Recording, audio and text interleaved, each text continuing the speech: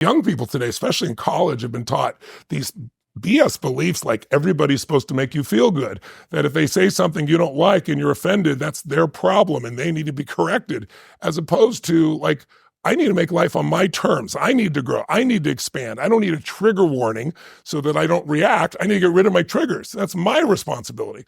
I mean, I think Jordan and I both agree on one thing, which lots of things, but one of them is it's 100% responsibility gives you freedom. Most people want freedom, but you can't have it as long as someone else is making you feel this way. Someone else is making you act this way. And so the answer to your question, like, how do I get past those limiting thoughts, beliefs, or identities, is you got to condition yourself. It's a crazy world, crazy world. Somebody's gotta have to save you.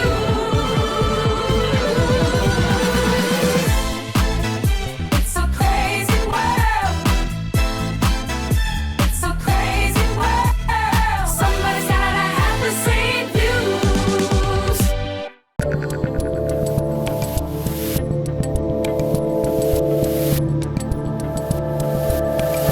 So what do you make of the person that maybe is just kind of lukewarm, but kind of okay with it? Like somebody that's just like, I've got whatever it is I've got. I'm not going to push that hard. I'm just going to kind of do it my way and that's it, and not make any ripples or whatever.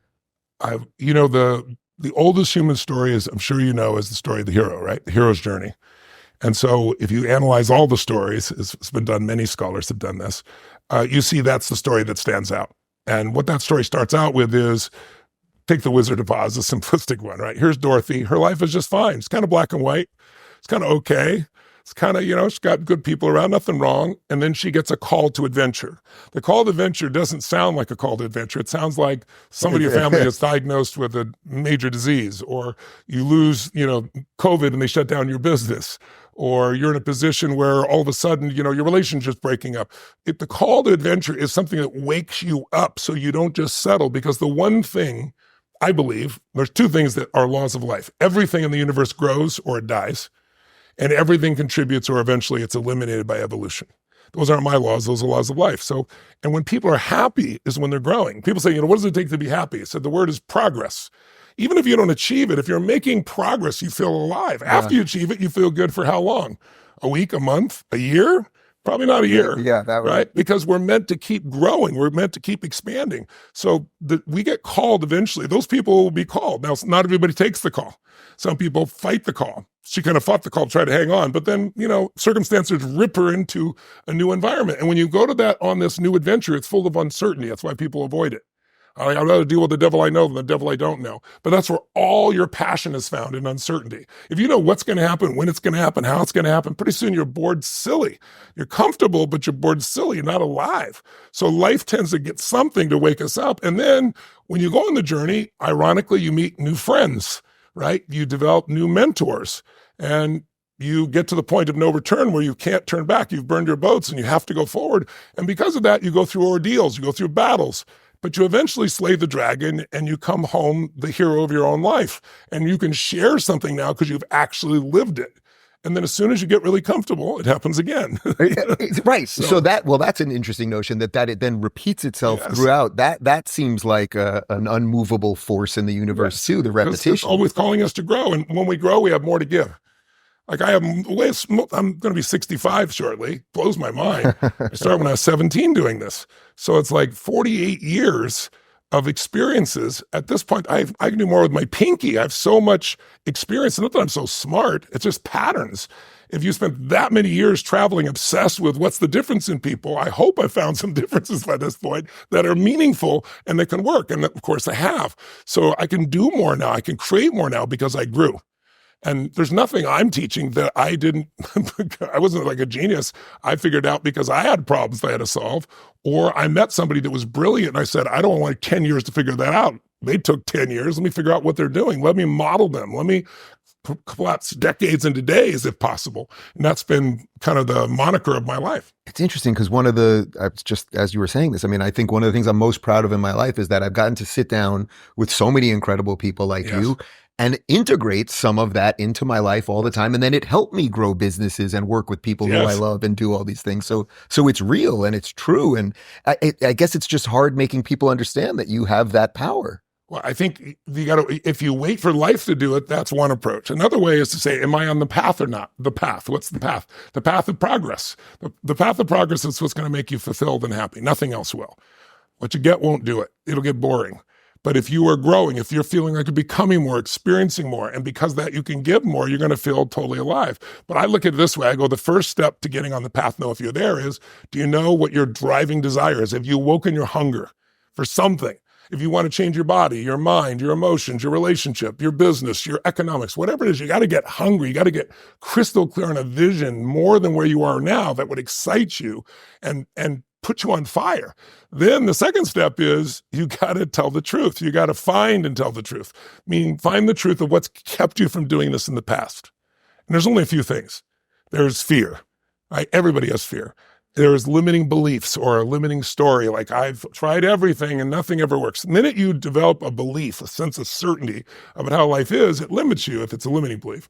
Is it some other emotion? Is it overwhelm? Is it stress? Is it a lack of skill? Something you need? Or is it a habit that just gets in the way? Those 5 are usually the fundamentals that what kept you from making progress. So once you know what you really want, first step in the path, you find and face the truth. You create a little map, a massive action plan, a couple things you're going to do to make progress immediately, not waiting till it's perfect. And then you got to do what's hard. You got to slay the dragon. Right. You got to go get the skill, or you got to overcome the fear, or you got to push through the thing that stops you. And then the other 3 steps are easy. Then all it is having a daily practice, measuring, because if you don't measure, you won't keep getting better, and then celebrating enough. And then it'll happen again. What's your next desire? But that's the path. If people want to make progress, it starts with just getting clear on what you want. Because most people, Dave, when you ask them what they want, they tell you what they don't want. Right. Like, I don't want to feel this anymore. I don't want to go through this crap anymore. I don't want to have to experience this anymore. Well, where focus goes, energy flows. If you keep focusing on what you don't want, you get more of it. Or they just say, I want a big house or something like that. But that's not really a thing. The deep state strikes back with a clear message to create nuclear war as Trump transitions into office. It's confirmed NATO fires missiles into Russian territory, forcing Putin to the brink of nuclear war. We haven't been this close to World War III since the Cuban Missile Crisis. And folks, Putin does not mess around. If global disaster strikes, are you prepared? 90% of medications come from overseas. You need to cover the bases for your family's medical needs and prepare for any type of medical catastrophe. And the wellness company's emergency kits are your best defense against the unexpected. Packed with life-saving medications like ivermectin, Z-Pak, amoxicillin, and more, these kits combat bacterial infections, staph, bite wounds, UTIs, strep throat, and respiratory illnesses. Each kit includes their medical board-approved guidebook that walks you through how to treat different emergency scenarios. Ordering your prescription emergency kit is easy and fully digital. Answer a couple questions after checkout, and your kit is delivered to your front door. Don't wait until a disaster strikes. Act now by heading over to twc.health/Rubin and use code Rubin to save up to $60 off plus free shipping. Again, that's twc.health/Rubin and use code Rubin to save up to $60 off plus free shipping. Kits available only in the US of A. I was privileged to go on tour with Jordan Peterson for a year and a half. And one of the things, because he would talk about slaying the dragons often, and one of the questions that would come up in Q&As, I'm curious your take on this. A lot of people would say, okay, I found the dragon and I'm in the process of slaying it, or I'm doing it now, whatever the thing is. But they were having trouble letting go of the way they were when they were fearful of the dragon. That's the identity. And so are there some tricks that they can sort of really use to let go of the stuff when you're on the path? Well, there's a couple of things. You've got to learn how to manage your emotions, right? Most people will say to me, I just don't feel like I can do it. I don't feel it. If I waited till I felt like I could do something or it felt good, I wouldn't have done 90% of what I've done in my life, right? But somehow we have this illusion, and young people today, especially in college, have been taught these BS beliefs like everybody's supposed to make you feel good, that if they say something you don't like and you're offended, that's their problem and they need to be corrected, as opposed to like, I need to make life on my terms. I need to grow. I need to expand. I don't need a trigger warning so that I don't react. I need to get rid of my triggers. That's my responsibility. I mean, I think Jordan and I both agree on one thing, which lots of things, but one of them is it's 100% responsibility gives you freedom. Most people want freedom, but you can't have it as long as someone else is making you feel this way. Someone else is making you act this way. And so the answer to your question, like, how do I get past those limiting thoughts, beliefs, or identities, is you got to condition yourself. There's a silly metaphor, but it's a true one. You go to a circus and they take a baby elephant and they got a little chain around him and They put it and they drive the little stake down in the ground. And for a baby elephant, they tug around, they try for a long time, and eventually they learn, I can't get loose. Well, they do that for them for years, and now they're a giant elephant with one movement. They could pull down the entire big top, but they don't even try because they're so conditioned. It's like, that's who I am. That's my identity. I'm not a person able of doing that. So to do something, again, that's outside your identity, something that says, I could never do this, but I'm going to do it anyway. That's what breaks up the whole system. And one way I did it back in those days were these incantations, because 3 things determine how you feel in this moment.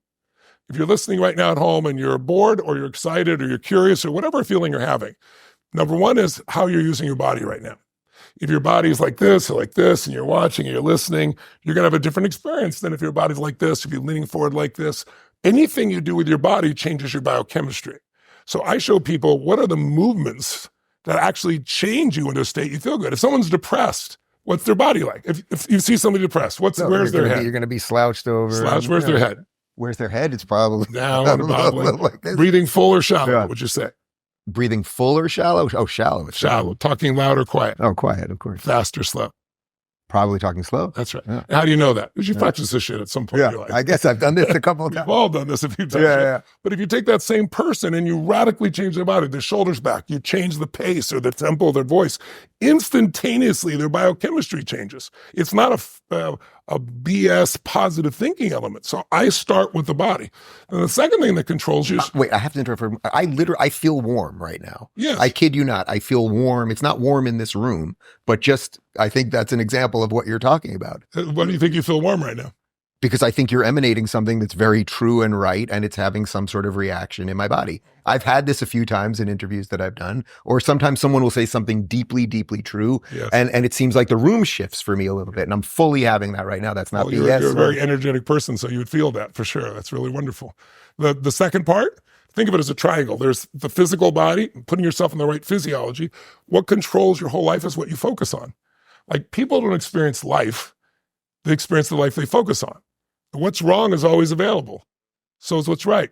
So whatever you focus on, you feel. Like, most people, I'll say that, have you ever thought of something you were freaked out about, you're worried about constantly, felt sick to your stomach, and it never happened? Everybody raise their hand. I've done this dozens of times. When are you going to learn? Right? Yeah. So it's like learning to change your focus. And then the third thing you do is to change the language you use. The words you use create meaning. Meaning creates emotion. Our entire life is based on where we live emotionally. You could say, I got all this intel. You could have $1 billion, and if every day the emotions you consistently come back to is feeling frustrated and pissed off, your life's frustrated and pissed off. If you have a beautiful family and they love you and you love them, and you got great health, but every day you sit and worry, your life is not about family, it's not about love, it's about worry. So our emotions are controlled by meaning, and meaning is controlled by this triangle. What you're doing with your body, your focus, and your language. One word can change your biochemistry in a heartbeat. If you're looking for more insightful conversations about optimizing your life, check out our lifestyle playlist. And if you want to watch full interviews on a wide variety of topics, watch our full episode playlist, all right over here.